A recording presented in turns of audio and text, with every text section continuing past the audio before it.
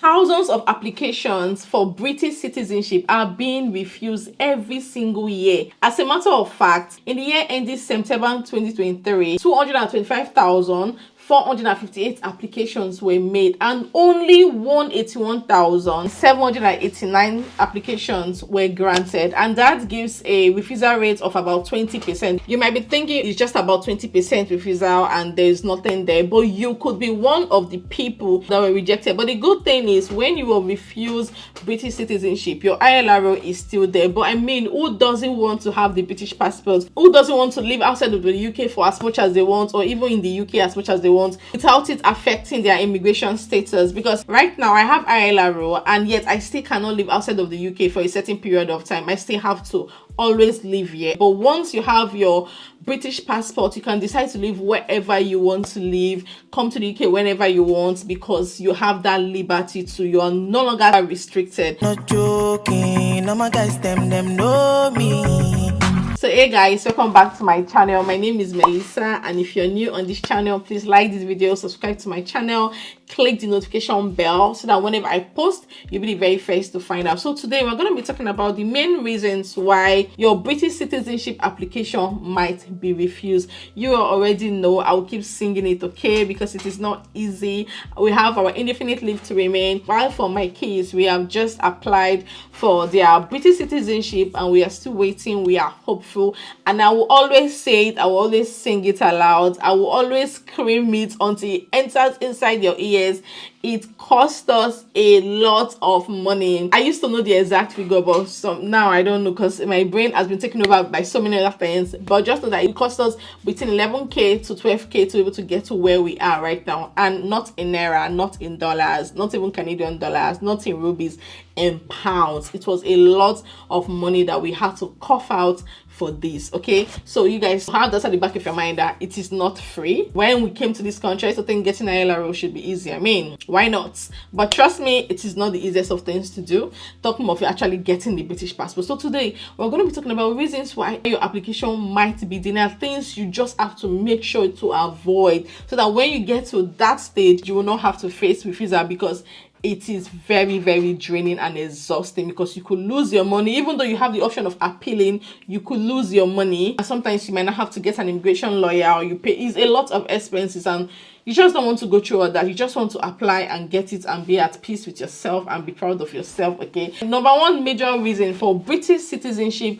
refusal is if you're not of good character. For example, criminal records or financial soundness. Now, financial soundness is if your finances have not been in appropriate order. For instance, you've been evading tax, you've been evading your national insurance. Let me tell you guys something. Do you know that currently there are some students that come to the UK to study, and they take loans and run back to their country without paying off their loans, and then they expect that maybe like in 5 or 6 years time they find their way back into the UK, maybe as a skilled worker, and they think that record is not there. Sorry, that record will still be there. So we have to be very sure of what we are doing, of all our dealings financially, trying as much as we can not to evade tax. I know it's excruciatingly painful. That's why for me, when I'm job hunting, right, the only thing that comes to my head is my net income. I know they always put gross income, but I only just try to calculate my monthly earnings. Like, and I recommend that, okay, this is my take home. I try not to dwell on the gross. That way it won't pay me too much, because it can be really painful when you see the amount that you're donating to Oga Charlie. It's a lot of money, but then we enjoy all the benefits, so you must not evade tax, guys. Try not to. Another reason is if you're deceptive or dishonest. For instance, you try to claim benefits. See, if it's stated on your BRP that you have no recourse to public funds, please run away, avoid it. Do not claim public funds. Anything you're not sure of, ask questions. Gov.uk is your friend, Google is your friend. Check this website to be very sure that you can actually claim these things. I told you guys that when I came into the UK 2019, the first place I worked, a colleague who was staying in council house was telling me, when I told her our rent, we're like, that's expensive. We are paying 300 and something for 3-bedroom house because we live in council house. Why don't you just apply? And I was so interested, because I mean, who doesn't want to save money? So I spoke to my husband about it, and we're like, no, that's public fund. So you need to be very sure. I know someone was asking me, because when I talked talked about my maternity allowance and maternity pay. She was like, oh, is it public funds? No, it's not public funds. So you just need to be very, very sure. Try not to claim public funds, and try not to lie. Like, don't change your circumstance because you feel like you really want to claim public funds. Be very careful. In England, we pay prescription fee of around £9.75. I think that was what I paid the last time. And I remember there was a time that after giving birth, because when your child turns 1 year, you stop becoming eligible to get free prescription. So I went to the clinic and I didn't know about it. I remember that I ticked that, yes, I'm entitled to free prescription, and they give me a prescription for free. After like a few weeks, I got a letter via post that saying that no, that I have to pay this amount and blah, blah, blah. I'm like, I beg, I don't want wahala. I just paid because honestly, I knew it was my fault. So things like this, we just have to be very careful, because I call ILR application and British citizenship application day of reckoning. That's even when we're applying for our ILR, and that was when my eyes opened to a whole lot of things. Like, it's the day of reckoning, and trust me, you do not want to get a refusal or be denied. No, it's a very difficult situation to get in. So make sure you do not lie to claim benefits. Anything you're not entitled to, just come on your eye. Another reason is failure to disclose or manage your debt during the course of application. Now, having debts, we all know how the country is. Every single person is in debt. Every single person is paying one thing or another. For instance, we have a mortgage and we're paying our mortgage every single month. So having debt is definitely not a problem. The problem is if you have a county court judgment, it's called CCJ, on the register, and you fail to disclose it, it will be a problem. So within your application, on that column, make sure to tick it. Make sure to disclose it that indeed you have a county court judgment, because Home Office will then check to see if there's any repayment plan in place, and if you're keeping track to your payment plan.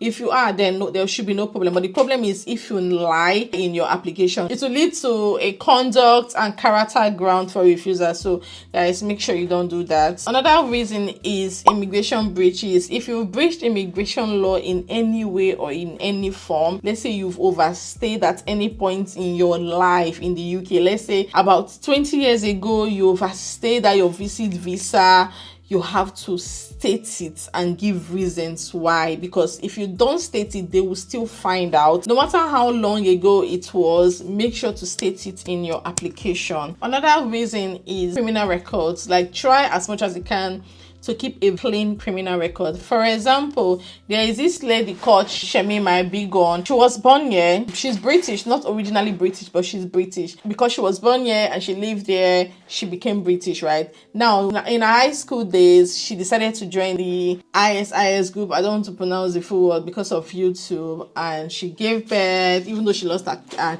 kids. She was there for a very long time, and now she wants to come back to the UK. She was denied entry. Even when she appealed, she was still denied.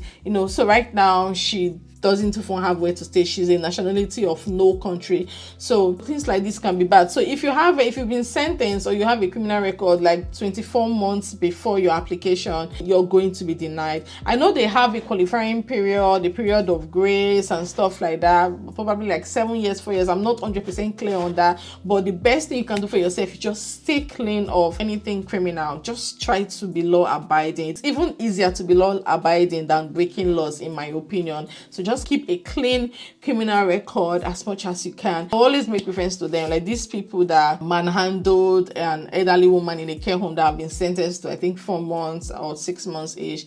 For example, them, I don't even think they're going to be granted. So things like this, just avoid it if you can. You know that driving offenses can lead to your British citizenship application being denied. For example, if you're drunk and you're driving, something like that can impact your application. Like in my case, I told you guys that I had to do the speed awareness course because on the 30 miles per hour road I was driving, I can't remember what I was driving, but it was maybe 38, maybe 37, it was quite high.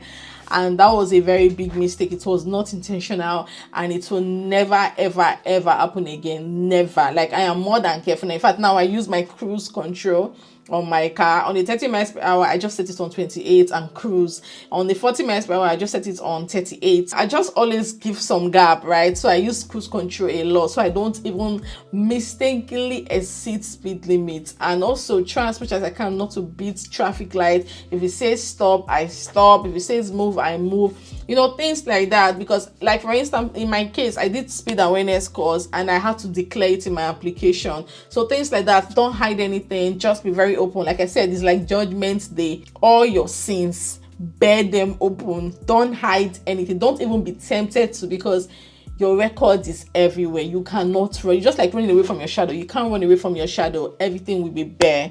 So you have to be very careful. Now, the main reason, in fact, the most significant reason why you might even be denied is excessive absence from the UK. Some people don't even know this till now. I remember talking to somebody a few days ago about it, because she was planning on leaving the UK with her child and then coming back after a while. I'm like, no, you're going to be denied. So you must not stay outside of the UK for more than 180 days. What I'm not sure of is if it applies to children, because she was asking me that she wants to take her child abroad, like back to Nigeria, due to some issues, and the child will be back maybe after 2-3 years. That will really affect the child's application. I told her, honestly, at this point, I really do not know, because it states somewhere on the website that it applies to PBS dependent, that's point-based system dependent. So, but I just told that I'm not 100% sure. But the best thing is just avoid it if you can. You guys, let me know in the comment section if it applies to children, like, you know, the excessive absence. For instance, let's say you give birth to your child, and you're still an immigrant, and then for some reason you want your child to go back to your home country to stay for, let's say, for 2 years. If your child should come back, can that child still apply for British citizenship same time as the parents, or do you think the child's clock will officially reset and start from when they come back? That's what I'm not 100% clear, because I just told them just get an immigration lawyer at this point, because I already said I'm not an immigration lawyer. But try as much as you can not to be absent from the UK in any given 12 months period. It's not like for a total of your entire years in the UK you must not be absent for 6 months. No, for a given 12 months period, like January to December, don't stay for more than 180 days. That's for more than 6 months in that particular year. Just be breaking it if you're the type that likes to travel. So all these things can actually impact your application. And know that if your application has been refused, it is not the end of the world, right? It is not the end of the world. You can always appeal. There is always that option to appeal. So don't just feel like, oh, they've refused my application and that is it. I'm finished, I'm dead. No, you're not finished and you're not dead. There's still room for you to appeal. Just get an immigration lawyer, or you can choose to do it yourself, but it's always best to get an immigration lawyer to guide you, because you really want your appeal to be granted, if that makes sense. And yeah, thank you guys so much for watching this video. I will see you all again soon. Bye guys.